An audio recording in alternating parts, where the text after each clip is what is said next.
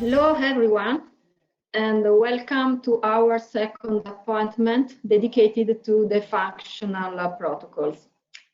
As I already explained during the last webinar, the functional protocol allows the evaluation of different body segments, but all together provide a complete global assessment of the patient and allow the clinician to benefit from the objective and quantitative data in order to formulate and optimize his own functional diagnosis of the patient. Today, we are dedicating this webinar to discover and explore more in details the functional protocol Flex Relax that studies the muscle behavior of the lumbar spine.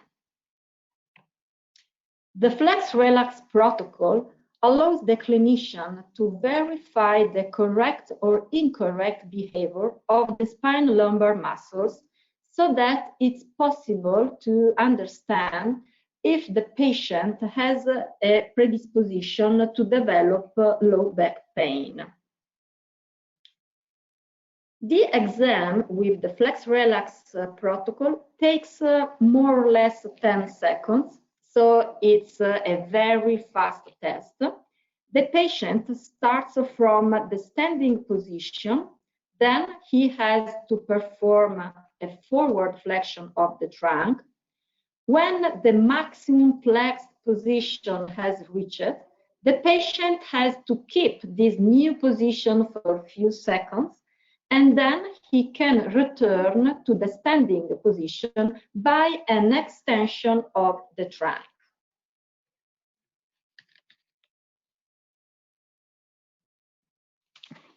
During the flexion phase, the electric activity of the spinal lumbar muscles increases because, as you know, these muscles are working in eccentric way. That means they are developing force by lengthening in order to control the anterior flexion of the trunk. At the end of the forward flexion movement, when the trunk moves from the standing to the flexed position, usually the spinal lumbar muscles should be switched off, because now the pelvic muscles, for instance, gluteus and hamstring, are working to control and keep this new position. During this keeping phase of the flexed position, it's important to verify if the relaxation phenomenon occurs properly. That means the muscle fibers have an absolute electric silence. The absence of the relaxation phenomenon reveals the persistent contraction of the muscles, also when the patient is in a favorable condition to not contract the muscles. Over time, the persistent state of muscle contraction will lead to the onset of contractures until it results in low back pain. Finally, during the extension phase of the trunk, the electric activity of the spinal lumbar muscles increases again, because now these muscles are working in a concentric way, so that they are developing force by shortening in order to move the trunk in extension against the gravity. From the technological point of view, the Flex Relax protocol requires this BTS wearable sensor, 4 probes of the FreeMG system, and the G sensor. The EMG probes that allow the evaluation of the spinal lumbar muscle activity must be applied on the lumbar erector muscles on both sides at 3 centimeters of distance from the spine.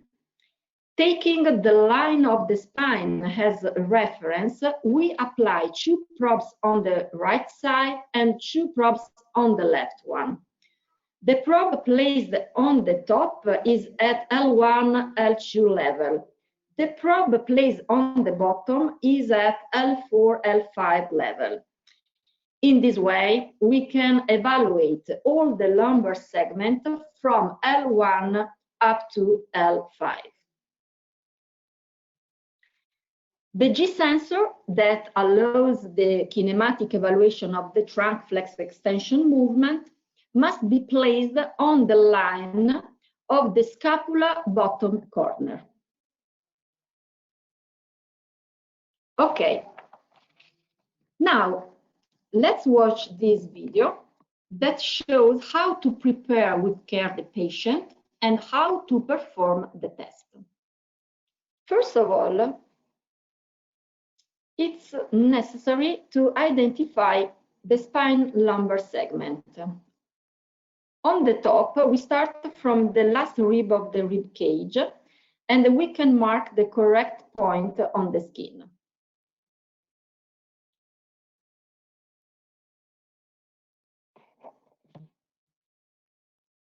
On the bottom, we have to identify the posterior superior iliac spine that, as you know, are in correspondence with the lumbar sacral passage.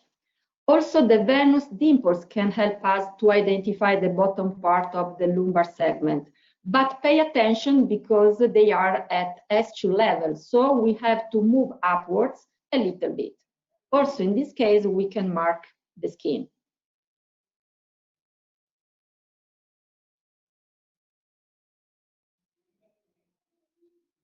The probe on the top at L1, L2 level must be placed in this way, with the bigger part placed upwards, because if we place it downwards, the probe covers the area on which we have to place the electrodes of the underlying probe.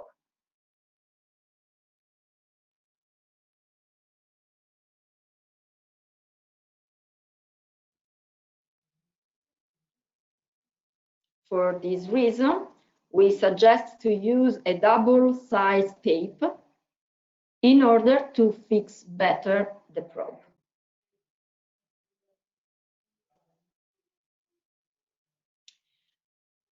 When we apply the probe, we have to remember that the skin will slide a lot during the flexion movement.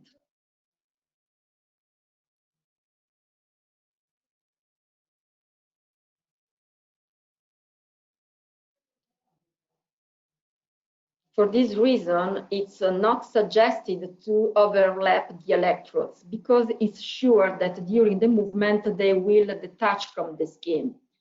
On the contrary, if we keep them a little bit separated, the electrodes will always remain close to the skin. Pay attention to not increase the distance between the electrodes too much.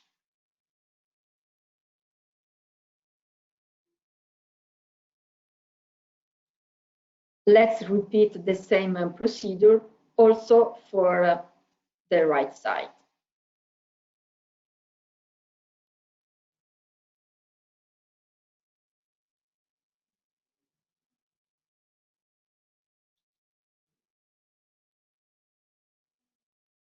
Through a light pressure, let's make the electrodes well stuck to the skin.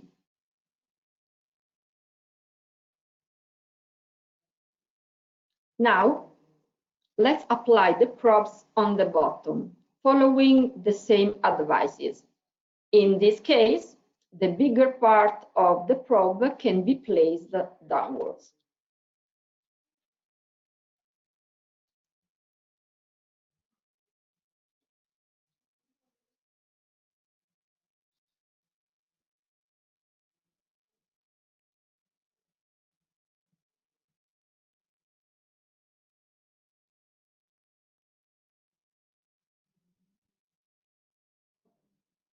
Remember to remain at 3 centimeters of distance from the spine line.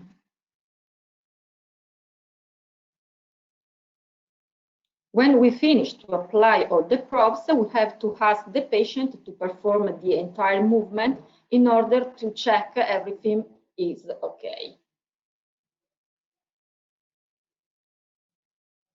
Finally, we have to place the G sensor by the belt on the line of the underarm.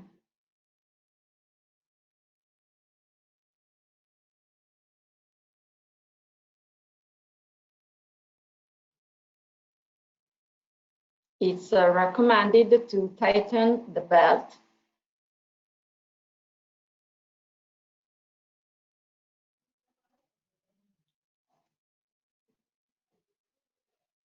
and to ensure that the reference axis of the G sensor is exactly on the spine line. Now the patient is ready to perform the test. The test begins with the acquisition of the patient in standing position for 3-4 seconds, during which, in addition to performing the stabilization of the G sensor, the activity of the spinal erector muscles is recorded for the keeping of the upright posture. Then the patient performs a forward flexion until reaching the maximum flexed position. That must be kept for about 4-5 seconds. While keeping the flexed position, the patient should try to relax as much as possible, allowing the arms to swing. It's important to explain very well to the patient how to perform the test.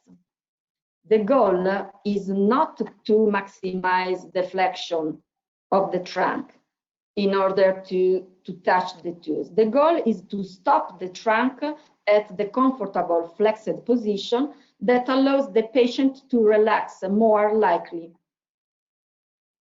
Finally, the patient is asked to return to the upright position by performing a trunk extension.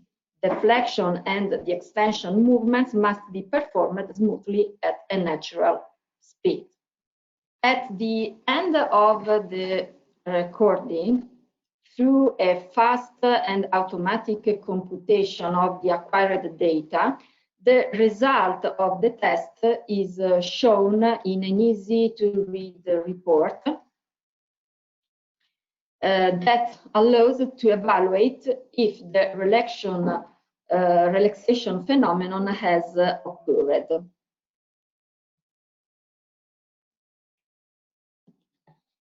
The FRP Index, that means Flexion Relaxation Phenomenon Index, allows to evaluate precisely if the relaxation phenomenon of the spinal lumbar muscles has correctly occurred during the phase of keeping the anterior flexion of the trunk. The FRP Index shows the residual energy content inside the spinal erector muscles during the keeping phase, and this energy value is compared with the energy within the same muscles during the standing phase. If the relaxation phenomenon has correctly occurred, then the energy value of the keeping phase must be lower than the energy of the standing phase. By zooming this page of the report, we can better see the 4 graphs related to the electrical activity of the 4 spinal erector muscles during the different phases of the movement. At the top, we find the activities of the spinal erector muscles at L1, L2 level. Red for the left side, green for the right side.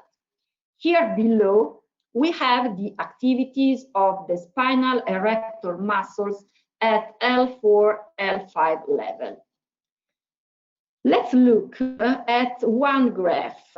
For example, this one related to the left spinal erector L1, L2. The horizontal dotted line on which the initial part of the curve is resting represents the energetic value of the muscle in the standing phase. The first peak represents the eccentric contraction of the muscle during the flexion movement. The vertical dotted lines allow to highlight the curve section in correspondence with the keeping phase of the flexed position. The second peak, higher than the first one, represents the concentric contraction of the muscle during the expansion movement. From this graph,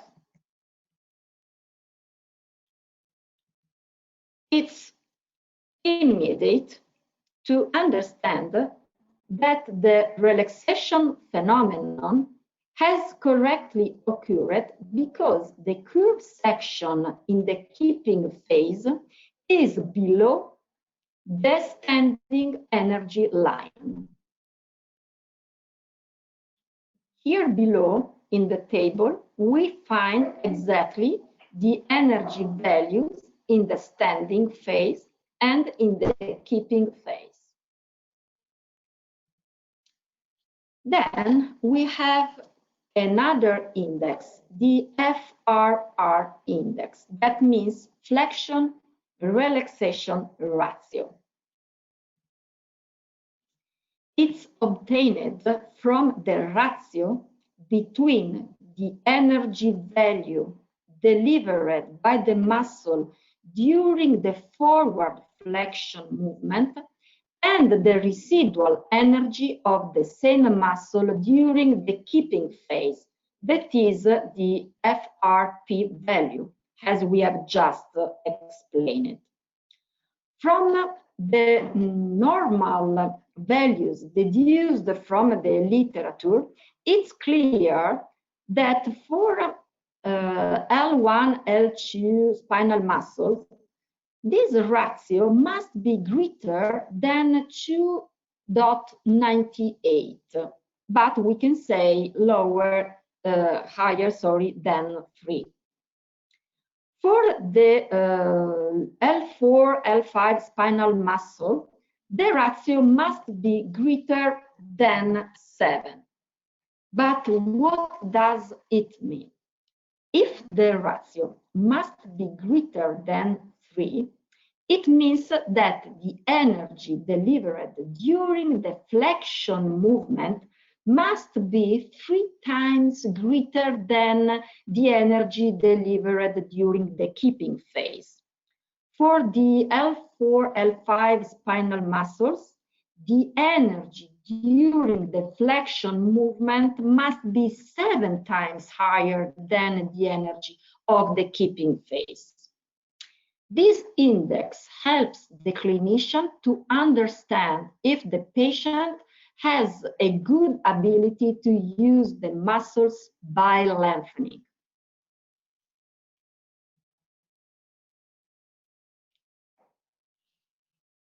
If the ratio is lower than the normal value, from a mathematical point of view, the cause could be linked either to a very high denominator or to a very low numerator.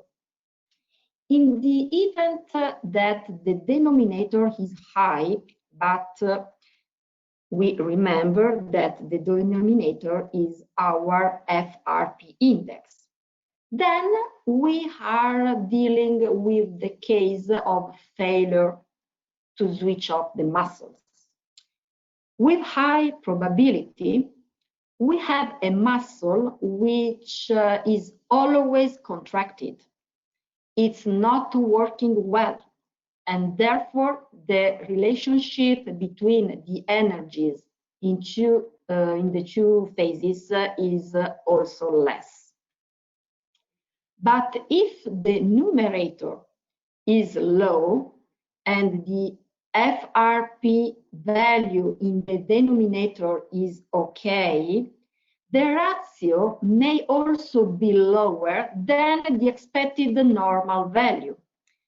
Then we are dealing with the case in which the muscle is able to switch off during the position keeping phase, but has some difficulty in working in eccentric mode and therefore difficulty in lengthening.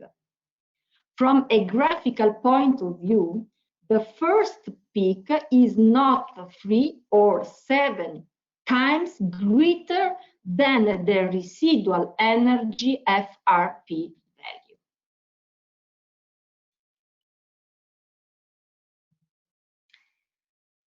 Okay, finally, we find the kinematic analysis of the trunk, in which the flexion extension angle and the angular velocity with which the trunk flex extension is performed is compared.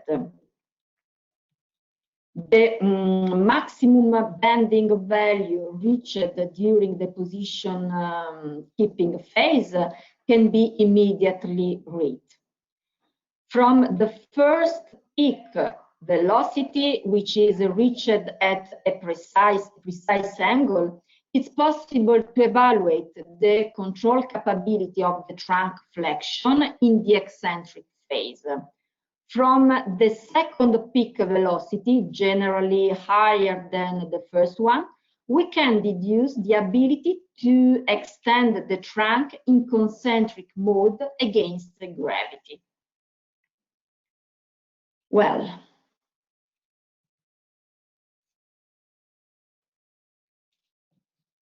what are the advantages that can be gained from using the flex-relax protocol?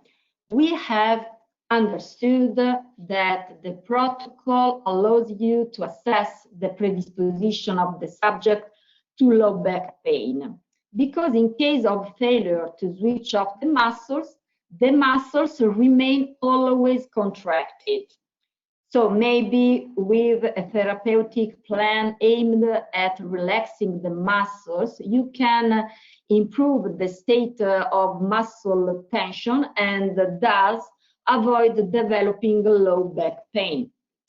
However, it's necessary to deepen the clinical investigation in order to understand why the muscles are not able to switch off, because this failure could be a protection response from the muscles because of a problem located at another level. So the flex-relax protocols allows you to turn on an alarm bell when the relaxation phenomenon has not occurred.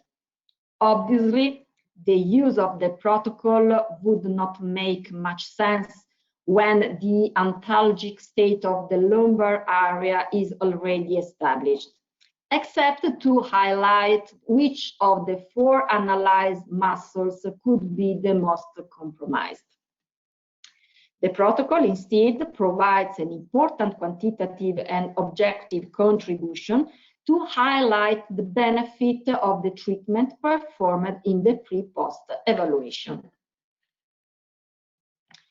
Okay, I have finished, and I would like to remind to set these dates for our upcoming webinars, which as I said, will be dedicated to each functional protocol. As I explained the last time, if you attend at least 3 webinars and answer correctly to a simple questionnaire, you can receive the certificate of attendance released by BTS. See you, bye-bye, and thank you again.